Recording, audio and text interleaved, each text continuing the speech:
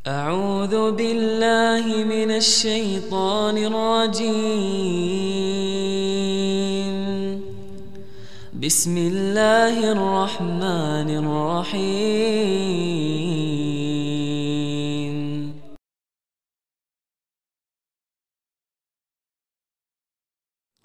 Ada pertanyaan, Ustadz, siapa sih yang paling berhak menjadi imam di suatu masjid?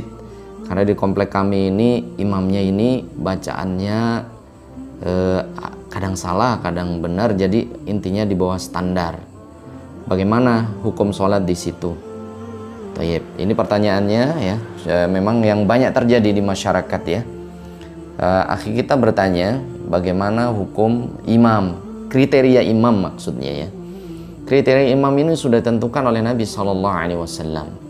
Rasulullah SAW bersabda, ya ummul qauma aqra'uhum li kitabillah. Ada 4 kriteria yang diterangkan oleh Nabi SAW.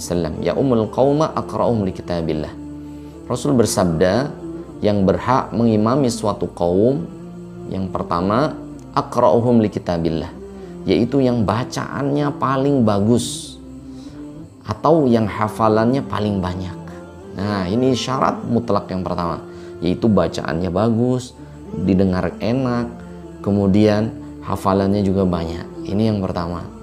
Fa in kanu fil qiraati sawa, kalau mereka bacaannya sama, misalnya juz amma hafal, juz amma sapa hafal juga, maka kriteria yang kedua, Rasul bersabda fa'alamuhum lisunnah, yaitu yang paling mengetahui tentang sunnah-sunnah Nabi SAW, tentang hukum-hukum fikih.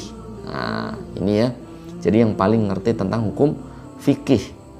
Kemudian fa in kanu fi sunnati sawa, kalau mereka dalam bab fikih sama lagi, maka Rasulullah SAW bersabda fa aqdamuhum lil hijrah, yaitu yang pertama kali orang ini hijrah, yaitu yang pertama kali mungkin dulunya ahli maksiat kemudian hijrah, atau yang memang hijrah dari Mekah ke Madinah.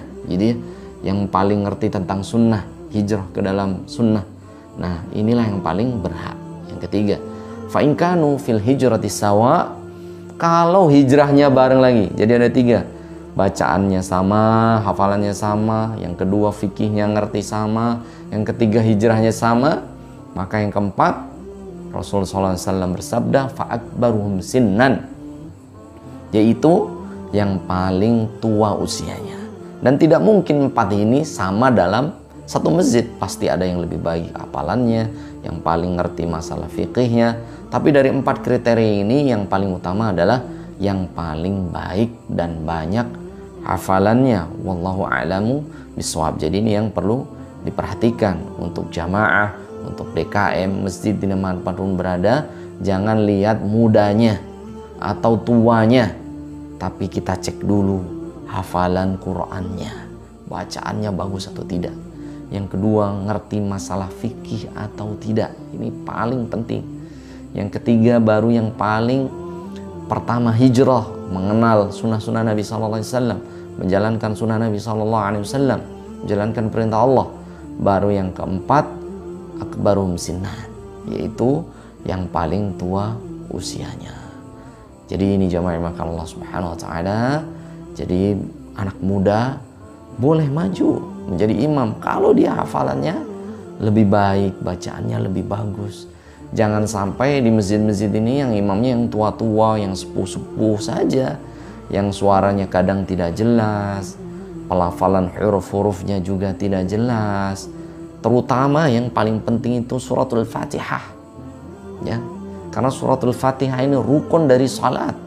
Kalau bacaan Fatihahnya tidak benar, na'udzubillah, bisa jadi salat berjamaahnya batal karena dia meninggal rukun salatnya tidak benar. Wallahu a'lam bishawab. Semoga bermanfaat. Syukran ya Rabbi, syukran, hadaita qalbi, syukran, nawwarta darbi, syukran, syukran ya Rabbi, syukran ya Rabbi, syukran, هديت قلبي شكرا نورت دربي شكرا